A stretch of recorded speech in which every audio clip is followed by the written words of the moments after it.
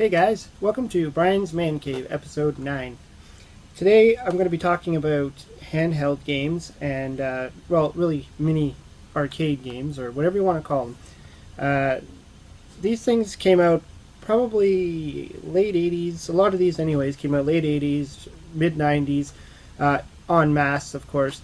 Before then they did have a few. They had those, those big Sears ones, those racing games, and they were all right. They kind of filled that little bit of a void between having your Atari and having nothing or just going to the arcade.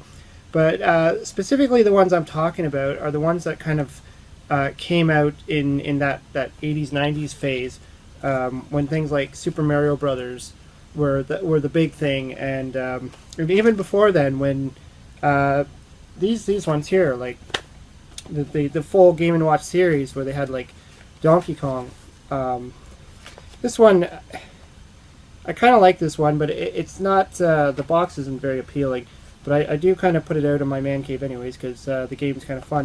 But anyways, I was just going to talk about some of the different kinds. And of course, we don't have these anymore. Well, not to this extent anymore because of our cell phones. Now, I have Activision on my phone right now.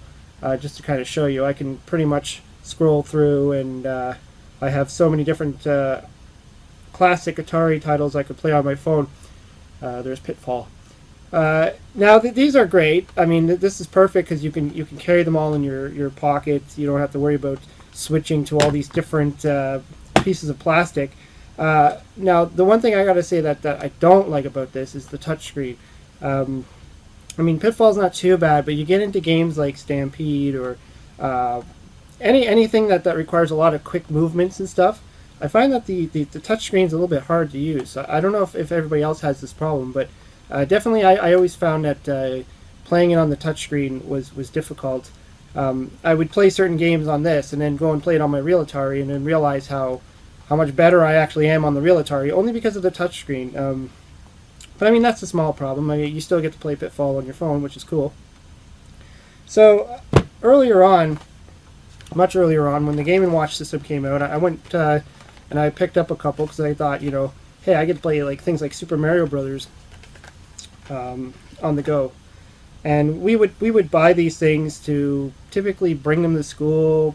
We'd have them on the school bus or whatever, take them to the park, and you didn't get a whole lot of like hours of excitement out of them, but they were fun. I mean, they were neat. There wasn't a lot of other options as far as playing video games in those days, right?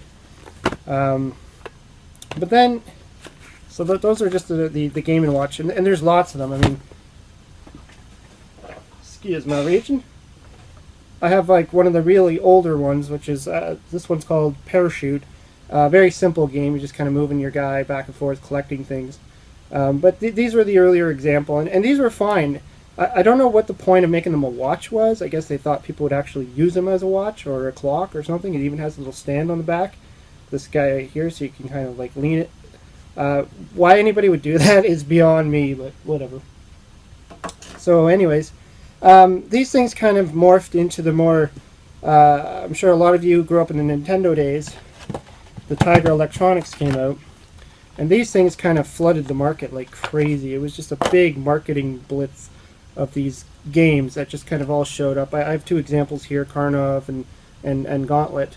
The reason why I like these ones is that they seem to be the most interesting of the ones that I've seen anyways. Some of them were very, very basic. They just didn't do much. It would just be like a guy walking across the screen fighting things. These had a little bit more to them. But like after that phase, they started to really flood the market with these aftermarket things. They got into, Radio Shack had their own little line of handhelds. This one I bought only because it's pretty much Frogger, which looks good. But yeah, they started to really. I don't know if I would say flood the market as much as everybody was making them, and I think they were just a quick, easy sale. Because we all know the Game Boy came out too, Game Boy Advance and all that, and PSP and all the other handheld stuff came out. So these kind of started to go down. And I just wanted to show these two as well. And the only reason why I bought this is because Pitfall and Keystone Kapers are two of my favorite Atari games. And when I saw these in the store, I had to have them. I don't think I ever really played them. I probably plugged them in and tried them and then kind of unplugged them. I just thought, this is cool. Keystone Kapers and Pitfall. I mean, I would have totally loved these in the 80s, but now I don't know how long these actually lasted on the market. I saw them come in at some point, and I probably picked these up at Walmart or Toys R Us. And I mean, they look neat. The gameplay was all right. It's LCD display. What are you going to get out of it? Now, the one that I did get a lot of use out of was this guy here, Monopoly. Now, again, this is around the time when Game Boy was still out, or was popular. But just to have something like this, you know, it was very handy if you went on trips and stuff. You didn't want to take all your Game Boy stuff. Perhaps you didn't have Monopoly on your Game Boy, or you didn't own a Game Boy. I mean, this was actually a pretty decent game for its time. It talks. It has all the options. It has an AI player. I featured this in one of our Man Cave podcasts, just to show you how the whole video game versus board game thing was going on there. But yeah, I mean, it's Monopoly. I always loved Monopoly. I'm a big Monopoly fan. So when I saw this, I had to have this one. And so after a while, these things, you know, as I said, they were flooding the market in a way. They were kind of everywhere. They were cheap. Everybody was getting them for Christmas, I'm sure. And then for a while, they kind of disappeared. But then I noticed at some point they started coming back in these little keychain forms. And I bought a bunch of them only because I thought it was neat. I'd never use it as a keychain, though. I just find that it's probably not a good idea carrying around electronics like this in your pocket. They'd probably scratch and break, you know. I'm even using electrical tape on the back of this one because the little plastic door on the back, which are obviously prone to breaking, this one broke. But again, I'm going to reach. A bunch more classics actually did come out. Mario Cement Factory. This one is, again, one of the old Game & Watch systems. Pac-Man. Everybody's got to have Pac-Man. I don't care if it's a tiny little screen. It's Pac-Man.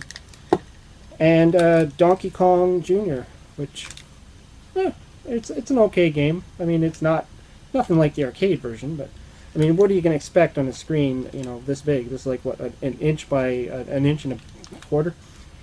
But anyways, yeah. So I had another Pac-Man one here. This one was also kind of neat. They tried to create this color 3D aspect, which I don't think it works. It kind of is awkward. You got this little screen that eventually starts to fail and flap. So I don't know if I would ever want to recommend this one. And I believe these came out for a little while, and then they just kind of dropped off the market. They were kind of based on the more classics, like, you know, this is Pac-Man. I believe they had a Centipede one, and what was the other one? Probably one of the asteroids or something like that. It's all right. Again, I mean, I don't like that flopping screen. I don't like that you're staring into the box. It kind of reminds me of the Virtual Boy in some crazy way. I don't know. It was kind of weird. And two more I want to do.